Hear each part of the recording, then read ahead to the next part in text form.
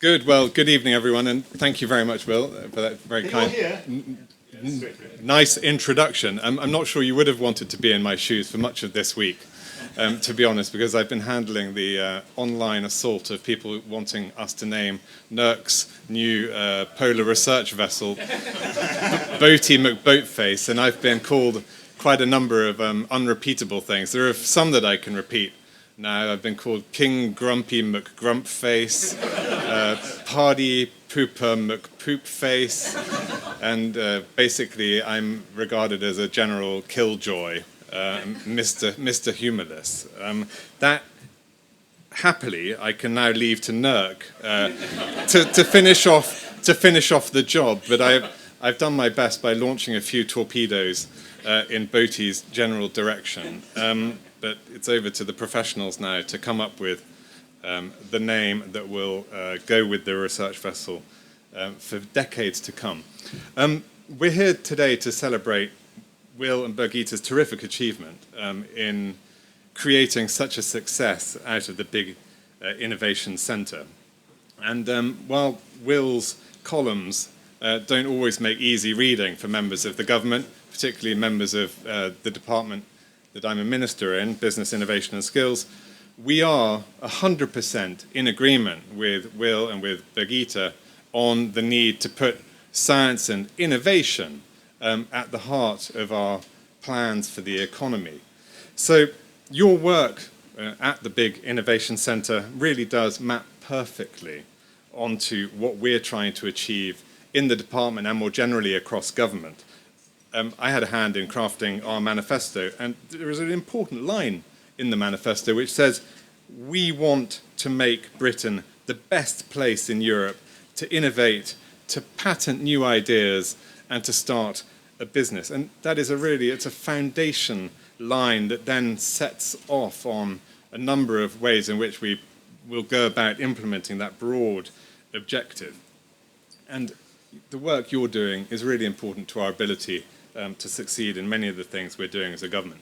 But tonight's celebration of the Global Innovation Hub is a reminder of our success as a country at innovation, and it's also a reminder of really what's at stake in the weeks ahead as we head towards the June 23rd referendum. Now, looking out at the stunning view around us in this spectacular venue that Will and Birgitte have provided, we are looking out at one of the great technology and innovation centres of the world. And it's clear that a lot of this is at risk.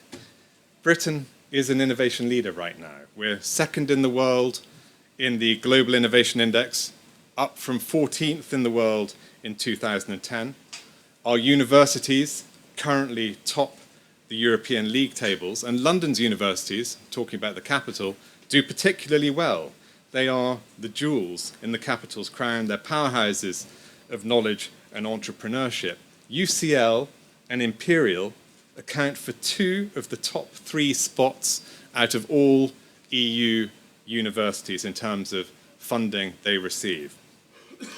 London, when we look around it, is clear it's a fabulous melting pot, and that is thanks in no small part to the bright people from around the EU who can come here and set up a business in a vibrant, pro-enterprise environment in which there is, frankly, access to limitless amounts of talent and more or less limitless amounts of finance capital as well. So, as a government, we really want to support everything you're doing here, which is helping us continue to position London and the UK at the top of these global league tables. As a government, we're trying to do our part. Obviously, we don't have all of the answers as a government, but we do have an important part in making sure that sufficient funding is available to science and innovation. We've safeguarded £6 billion of science and research investment for this Parliament and protected also funding for the important catapult centres, which are developing new ideas and new products every day. Today, I'm very happy to be able to announce, in fact, a £1.5 million government-funded project through the Space Applications Catapult, which, Will, I know you're familiar with through your work on the board, a fund that will give small, innovative businesses across the country the chance to test new products up in space, all the way from navigation products to new crops. And through Innovate UK and Ruth McKernan's work as its chief executive, we're developing now in Biz and with Innovate an important new range of innovation finance products alongside the grants for which it's long been well known, so we can offer a broader range of support to firms.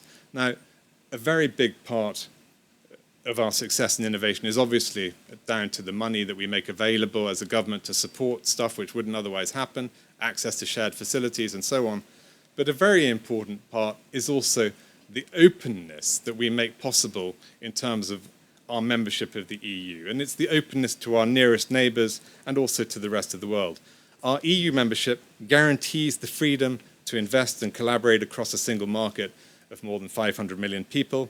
That's something which we would have to negotiate our way back into, with none of the potential to set the rules as we do now. And that's why I've been making the positive case for Britain to remain in a reformed EU, as has the government as a whole.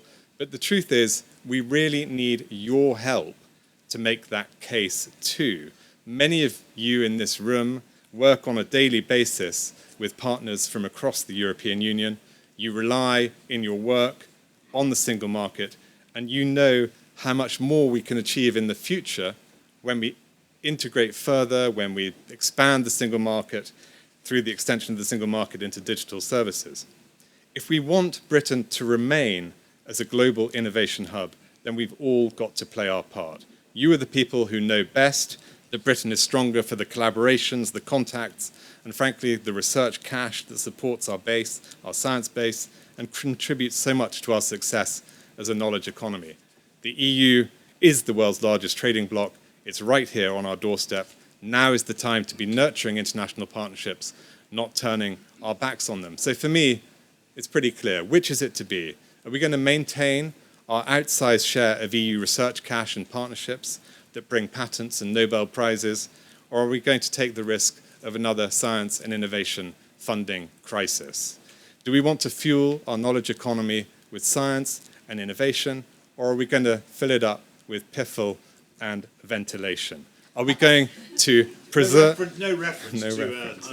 Are we going to preserve the factors that have created a rich, great tech cluster at the heart of the European Union, or are we going to risk it all by succumbing to fanciful Brexit bluster?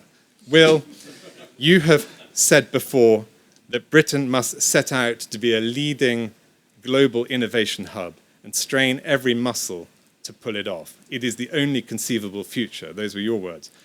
I would say that our links to the EU are a critical part of our ability to fulfill your vision. So let's celebrate again Britain's success as a global innovation hub and make sure that we keep hold of that title for years to come. Thank you. Great, thank you.